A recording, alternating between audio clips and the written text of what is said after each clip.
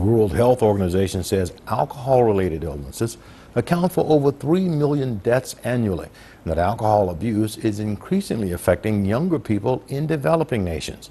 The WHO emphasizes the need to implement a strategy to disseminate information on the health effects and social consequences of alcohol use and dependence. CCTV's Karina Huber reports on a growing pressure for a total ban on alcohol ads in the United States. There's a wonderful world of softness, a wonderful world of freshness. It's the wonderful, wonderful, wonderful world of Salem cigarettes. An old tobacco ad showing children smoking cigarettes. It seems unthinkable today, but it was once perfectly legal in the United States. That changed in 1971 after the U.S. Congress passed the Public Health Cigarette Smoking Act, banning tobacco ads from radio and television.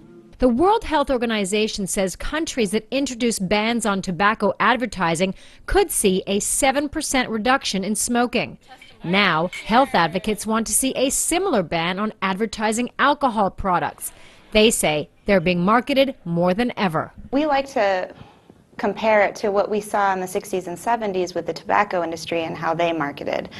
It's extremely prevalent. And in our study, what we saw is, on average, there were 2.2 alcohol brand placements per episode across the 10 television shows that we coded. Gabrielli co-authored a study that is about to be released. It surveyed 2,000 kids between the ages of 15 and 20 over a 2-year period to assess the effects of alcohol brand placement in television on youth behavior.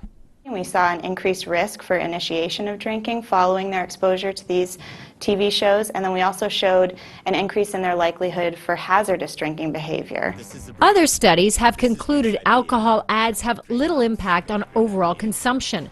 But this study looks specifically at the effects on young people, who Gabrielli says are more vulnerable to advertising than adults. We feel that the youth ages 13 to upwards of 24 are highly impacted by advertisement, mainly because we know this is a critical time of identity formation, and youth are highly influenced by their peers and the influences that they receive through the media. Gabrielli would like to see a ban, but other academics believe the problem of youth drinking is better solved at home. The research quite clearly demonstrates that the biggest impact on the alcohol use and abuse of young people comes from the parents. We can make it clear by our words and our deeds that we don't think that intoxication is humorous, that it's funny. When we see that sort of thing portrayed on television, we should point out the dangers of the abuse of alcohol. But from a public policy perspective, it's difficult to regulate what happens in the home, which is why so many people are focusing on an ad ban.